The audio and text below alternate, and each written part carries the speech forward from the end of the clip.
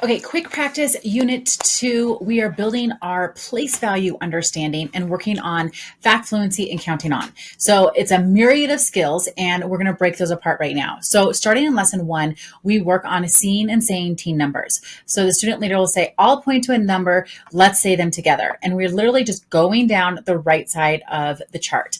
10, 11, 12, 13, 14, so on and so forth. And then we get through them, and then the student leader says it again. Let's say them one more time while I point. And we're saying, again, all of the numbers. So we're looking at the number while we're also seeing those dot orientations, and we can tell that 13 is a 10 and 3. Now that's coming in the next slide, but we just want students to remember, what do we say when we look at this number? What is the name of that teen number? So we're going to practice saying them twice. Then we just ask, what do you notice? What do you wonder? How is the first column the same or different from the second column?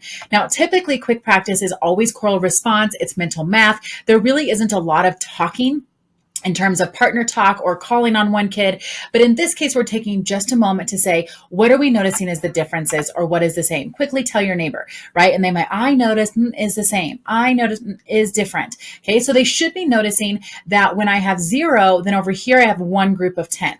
When I have 1, over here, I have a group of 10, and I also have a 1. So the 1 stays the same. The 2 stays the same. The 3 stays the same. But none of these numbers also have a group of 10, whereas all of these numbers are the same as the first column, plus they have a group of 10. So we want to have that conversation because on the first day, some students don't see it. The second day, kids are like, oh yeah, I remember what we said was the same. And now they could say it. The third day, everyone's like, oh, I see it now. Okay. So we always still ask the question, but we spend a very short amount of time on it. We're talking like a quick turn and talk, 10 to 15 seconds, a quick call out for 10 to 15 seconds, and then we move on. So now we say, I'm going to point to all the numbers 11 through 19, and we're going to finger flash what those numbers are. So we still want students looking while the student leader is pointing, and they should be looking at the group while they're moving their body. So I always have first graders stand up. They stand up, the student leader would point here, and everyone would say 11 is 10 and 1. And remember, 10 is all the way on our left, 1 is all the way on our right. It's kinesthetic place value.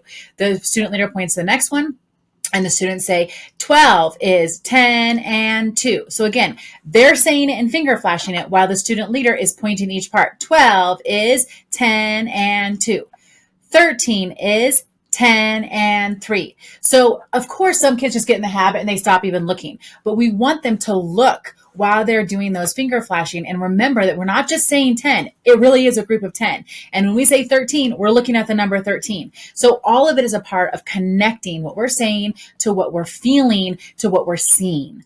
Now we go into some fact fluency. So remember, if you are downloading my slides, we have a focus on fluency icon just to remind you that this slide is about automaticity. This slide is not about like a skill of counting forward, right? So we're going to start just very quickly with, when we look at fact fluency, we're saying, what do you notice about all the problems on this slide? Quickly, what do you notice? I notice. Quickly turn and tell a neighbor. Quickly, John, tell me.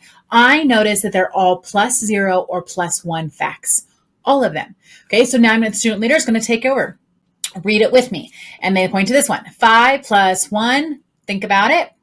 Class, and everyone says 6. 4 + 1, think about it. 5. Okay, so the student leader gives a signal, the class says it. Eventually, they don't need to read the equation. It could just be, I point, you tell me the answer. Now, at the end of this quick practice, if you have any time left, now you can turn it into a number talk and tell me everything you know about it. Like I know that when there's +1, whether it's 1 plus or +1, we just take the bigger number and we go forward 1. Anytime it's a +0, whether it's 0 plus or +0, it stays the same. Those things are going to help students internalize what they're seeing. So any additional time you have in that 5-minute window, I want you to stop and have that conversation.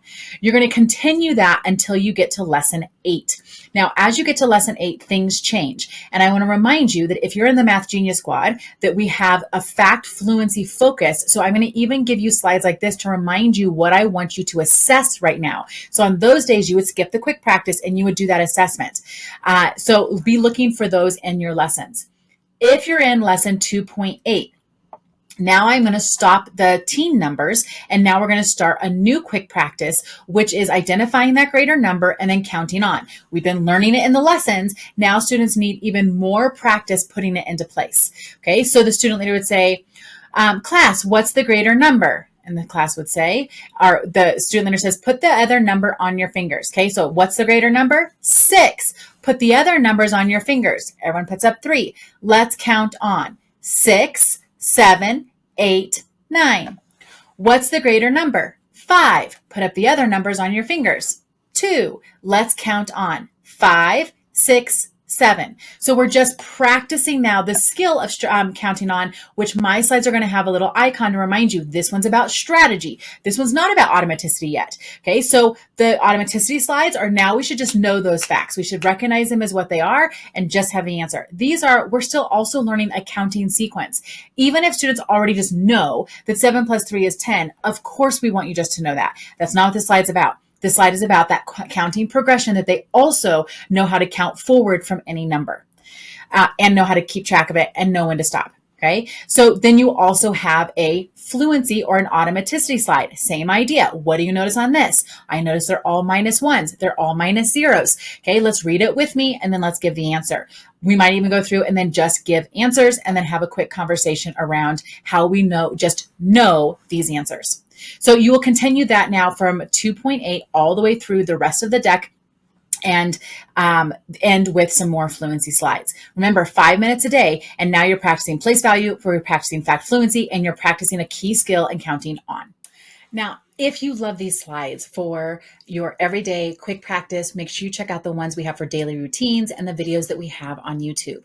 Also, be sure to check out the link below, because if you want slides for every part of your lesson, plus videos to teach you how to teach some complicated parts, algorithms, what do we use those manipulatives for? How do we teach this lesson to kids that are barely 6 years old? I've got you. You want to join the Math Genius Squad, which is my professional development for math expressions users. So feel free to check out the link below. We would love to have you in our squad, whether your school pays for it, your PTA, or you yourself. I promise you it's going to be fully worth your investment. If you have any questions, of course, you may always reach out at www.empowerlearngrow.com. We'll see you online.